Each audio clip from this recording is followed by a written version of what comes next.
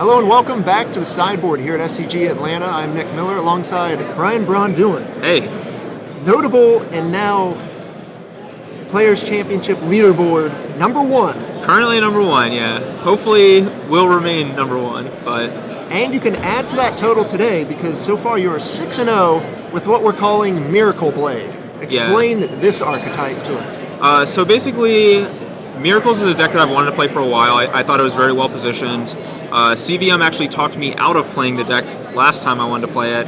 And then 3 copies of Miracles were in the top 8 of GP Paris, and I was kind of shaking my fist at CVM because he talked me out of playing it before. So that was like enough for me to say, all right, I'm finally going to play the deck. However, I think Entreat the Angels is stains. Like, I think that card is just, lukewarm garbage. So I did not want to play Entreat the Angels. Every time I see it, it's in someone's hand. Right. They have 3 lands in play, and they're just like, weeping softly to themselves. Right. So instead I went with Thopter Foundry, Sword of the Meek. And one of the reasons I chose this combo is because I think Humility is really good right now. And I wanted to main deck Humility. And Thopter Foundry, Sword of the Meek combo doesn't get shut down by Humility. So that was kind of the reasoning behind that.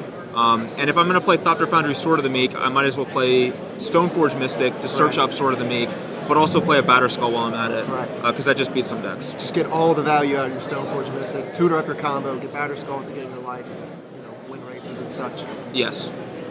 And Humility is there to just shut off the creature decks, stop broken things from happening. Yeah, Reanimator and Sneak and Show are very popular. Humility shuts down both of those decks.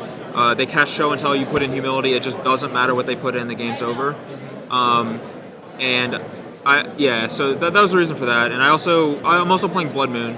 So yeah. One of Blood Moon. One of Blood Moon. Sometimes get them. Yeah, Blood Moon. Basically, like my opinion on Miracles is I just want to, like, the deck's super fair. It's like the control deck in Legacy, and I want to have as many ways to just get my opponent as I can. So Humility is one way where you just get your opponent, they can't beat it. Blood Moon's another way. A lot of decks just fold to Blood Moon. Yeah. So and then there's Counterbalance Sensei's Tub. A lot of decks fold to that too. So you kind of have so many different ways that you can just like get your opponent. Right. Just a bunch of ways to trap them, lock them down. Yeah, I've won a lot of games with Blood Moon today. So. Blood Moon, I don't think anyone could see that coming. Even with the rise in popularity in Blood Moon and Painter, you just defeated Ruben Bressler on camera at the 5-0 table playing Painter. So yeah, they're running around everywhere. Explain to me the Rest in Peace in the sideboard. They seem to not really interact with some of all the cards, like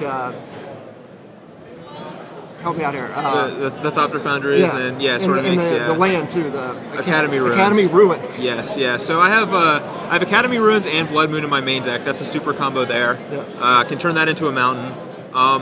Beyond that, I have Rest in Peace in my sideboard, which shuts out the Thopter Foundry, Sword of the Meek combo.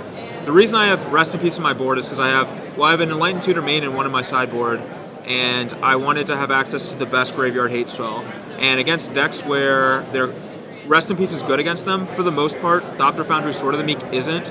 So my plan is to side out the combo and bring in the Rest in Peace, and then I can rely on Stoneforge to get Batterskull and Sword of Feast and Famine, or Jace to actually kill those decks as my actual win conditions instead of Thopter Sword.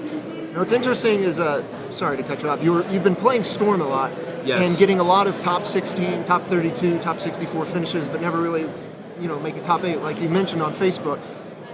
Is this a deck you said Chris Van Meter talked you out of it?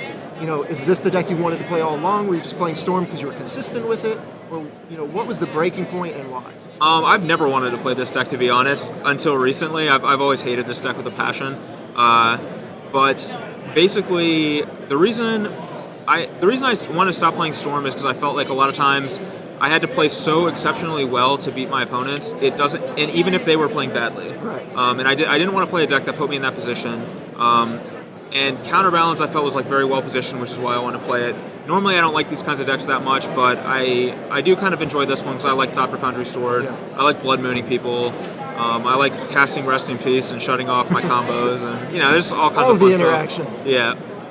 All right. Well, round 7's getting ready to kick off. Brian, thank you for joining me here in the sideboard. Wish you luck and hope to see you in the top 8. Thank you. For Braun-Duin, I'm Nick Miller in the sideboard. Stay tuned for SCG Atlanta action coming up today.